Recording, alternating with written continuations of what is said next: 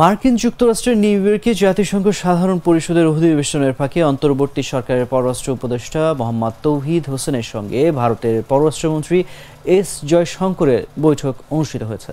এতে দুই দেশের পারস্পরিক স্বার্থ সংশ্লিষ্ট বিষয়ের সম্পর্ক এগিয়ে নিতে একমত পোষণ করেন তারা। মঙ্গলবার সকালে বাংলাদেশের পররাষ্ট্র মন্ত্রণালয় সামাজিক যোগাযোগ মাধ্যম এক্স হ্যান্ডেলে বৈঠকের তথ্য জানান। এতে দুদেশের শীর্ষ কর্তাদের একটি ছবিও প্রকাশ করা হয়। নিউ ইয়র্কের স্থানীয় সময় সোমবার সন্ধ্যায় তৌহিদ হোসেনের সঙ্গে এস জয়শঙ্করের বৈঠক অনুষ্ঠিত হয়। এ সময় তারা পারস্পরিক স্বার্থ সংশ্লিষ্ট বিষয় নিয়ে আলোচনা করেন। এই প্রথম দুই দেশের উচ্চ পর্যায়ের প্রতিনিধিদের মধ্যে প্রথম সরাসরি কোনো বৈঠক অনুষ্ঠিত হলো।